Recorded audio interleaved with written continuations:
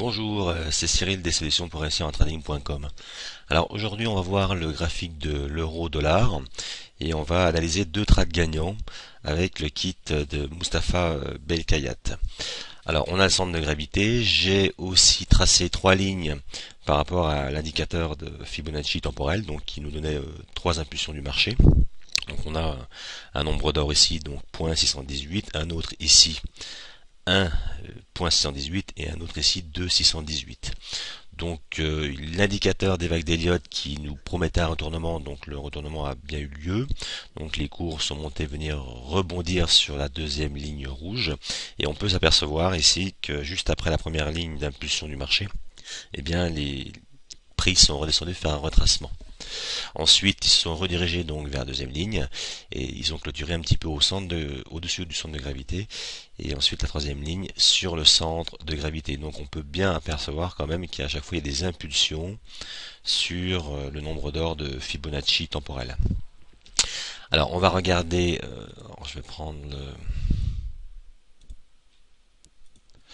le Belkayat Timing, donc pour ce signal là. Donc on peut voir en fait que le chandelier donc est venu casser un petit peu la première ligne violette, donc il a rebondi dessus et ensuite c'est parti donc en tendance baissière. Bon, on aurait préféré que ce soit la deuxième ligne violette, quoi, la probabilité aurait été un petit peu plus forte. Bon, déjà la première ligne était déjà assez bien. Alors ce que je voulais vous montrer, c'était aussi sur les points pivots. Alors les cours sont venus rebondir sur le point pivot donc de la semaine en résistance 1 et ensuite ils sont descendus et là ils ont cassé littéralement la moyenne mobile, donc ça nous donnait quand même un fort signal à la vente. Ils ont fait deux retracements et ensuite le 3 donc des vagues d'Elliott nous disait de prendre nos bénéfices. Ce qui est important aussi, c'est de pouvoir aussi de combiner avec le RSI. Le RSI, c'est un indicateur quand même assez fiable. Et Mustapha Belkayat donc propose une autre lecture du RSI. Donc on peut créer donc deux zones de 80 à 40 et de 60 à 20.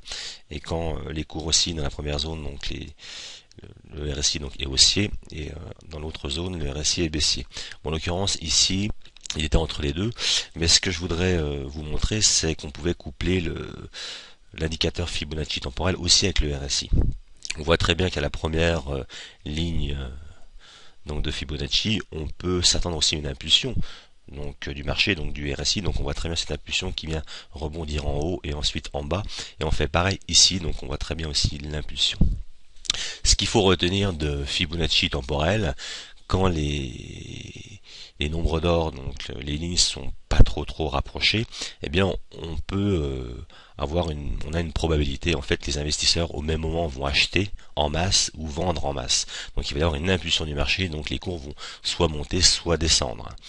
Donc là, bien, ça a très bien marché, on a eu un retracement, en plus on aurait pu par exemple accroître sa position ici et puis récupérer bien sa position au premier ou deuxième trait rouge.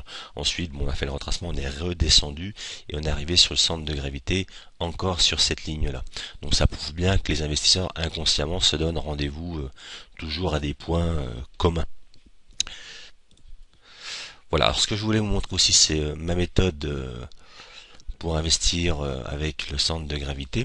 Donc comme on voit ici, donc les cours sont venus rebondir sur la dernière ligne rouge et moi en fait je vais attendre il y a un chandelier qui vienne clôturer à la ligne précédente. Donc en l'occurrence c'était celui-ci, donc les cours sont redescendus, le chandelier a clôturé, donc il y a quand même beaucoup plus de chances qu'ils viennent franchir le prochain nombre d'or. Donc j'aurais pris position à ce chandelier là, donc à la vente.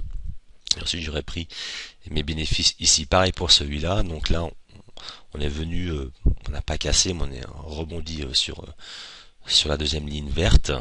Donc celui-ci donc a fait un effet ressort, donc il n'a pas clôturé au-dessus. Celui-ci a clôturé au-dessus, on aurait pu prendre position bien à peu près ici. On aurait calculé donc pour aller jusqu'à la dernière ligne rouge, donc ça faisait à peu près 233 pips.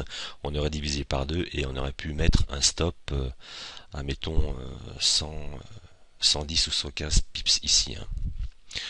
Voilà, donc cette vidéo est terminée. Si vous avez des questions, vous pouvez les poser par rapport à l'adresse qui est marquée sur mon blog. Je vous souhaite de très très bons trades et puis à très bientôt. Au revoir.